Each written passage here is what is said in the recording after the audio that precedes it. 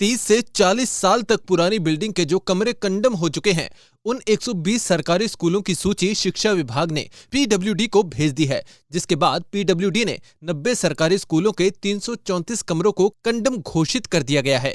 इन स्कूलों की जल्द नीलामी करवाकर गिरवाया जाएगा। कंडम बिल्डिंग से इन स्कूलों में कमरों की कमी तो है ही, इसके साथ बच्चों पर भी खतरा मंडरा रहा है। लेकिन अब 90 सरकारी स्कूलों की 334 कमरे नए सेशन में बनाने की मंजूरी मिल चुकी है। जिला शिक्षा अधिकारी सुधीर कालड़ा ने बताया, अंबाला जिले के कई स्कूल कंडम थे, जिनकी रिपोर्ट लगातार पीडब्ल्यूडी को भेजी जा रही थी। शिक्षा विभाग की तरफ से 120 सरकारी स्कूलों के लगभग 400 कमरों की रिपोर्ट भेजी गई थी, जिसमें से 90 सरकारी स्कूलों के 334 कमरों की सूची पीडब्ल्यूडी ने शिक्षा विभाग को भेजी है। इसके साथ ही उन्हें कंडम भी घोषित कर दिया गया है और कंडम कमरों के मलबे का मूल्य भी तय कर दिया गया है।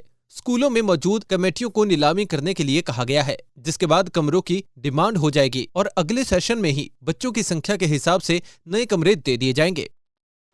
देखिए, हमने अपनी तरफ से जैसे जैसे हमारे पास प्रस्ताव आते थे या हम खुद जब विजिट करते हैं स्कूलों के अंदर, तो देखते थे कि स्कूल का कोई कमरा जो है वो अनसेफ है, यदि बच्चों के लिए असुरक्षित है बैठने के लिए, तो वो हम जो है केसेस बनाकर पीडब्ल्यूडी को भेजते थे। तो इस तरीके से हमने लगभग 120 स्कूलों के अंदर थे और 120 स्कूलों के अंदर लगभग 400 के करीब कमरे थे जिनका केस हमने बना के भेजा था।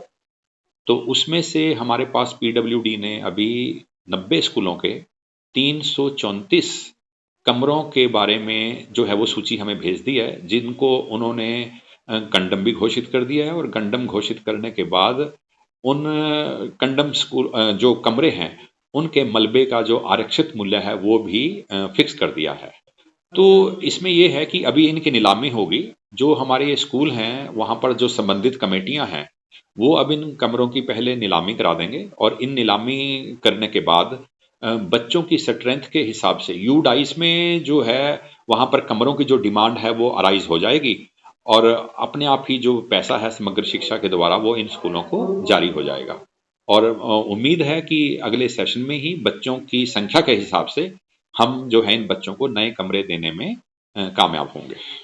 ऐसी ही खबरों के लिए आप देखते रहें अंबाला ब्रेकिंग न्यूज। हमें यूट्यूब पर सब्सक्राइब करें, फेसबुक पर हमारा पेज फॉलो करें और अपने मोबाइल के प्ले स्टोर से हमारी app Ambala breaking news download करें।